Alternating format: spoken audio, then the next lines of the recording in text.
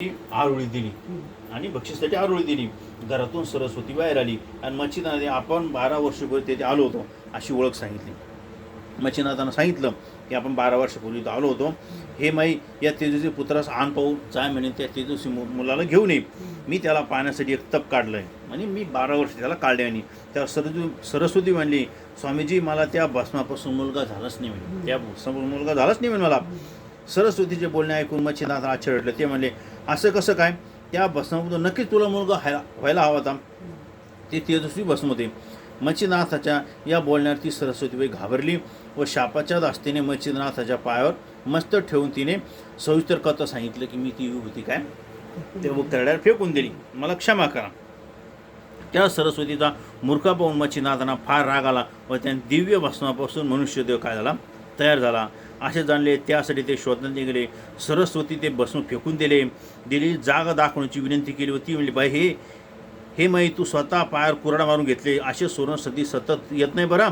आणि ती रागाने तिला ओरडली.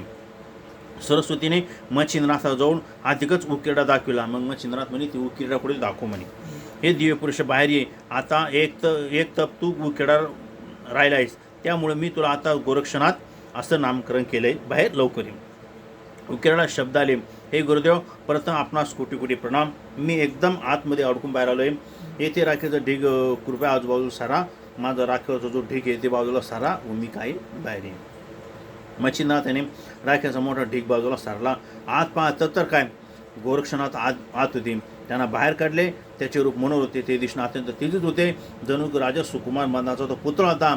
सरस्वतीत चांगल्या मुलीची आई होण्याचे भाग्य न मिळवलं. ती काय रडू लागली. ती विनंती करू लागली, मला आता मुलगा द्या. नाही म्हणे बाई, तुझ्या त्याने शिवात नव्हतं म्हणे, तो विश्वास ठेवला नाही म्हणे विभूतीवर. सरस्वती मच्छिंद्रनाथ रागवणे, अरे मूर्ख, आता तुला मुलगा मिळणार नाही.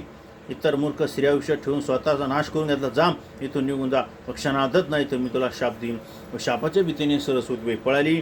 आणि गोरक्षनाथाने प्रथम आपल्या गुरुंना साष्टांग नमस्कार केले आणि ते उकिरड्यातून बाहेर आले आणि त्याचं नाव गोरक्षनाथ केलं. आणि तोच दिवस म्हणजे काय, वरुथिनी एकादशी. आजचा जो दिवस आहे वरुथिनी एकादशी, ही घटना जी घडली त्या दिवशी वरुथिनी एकादशी होती. म्हणून वरुथिनी एकादशीच्या दिवशी गोरक्षनाथाचा जन्म. तसं हे 9 जण आहे, हे 9-24 जण आहे जे सगळे, त्या सगळ्याचा जन्म तारखा आहे. पण गोरक्षनाथाचा जन्म साजरा केला म्हणजे बाकीच्या सगळ्याचा जन्म साजरा केल्यासारखं होतं. म्हणून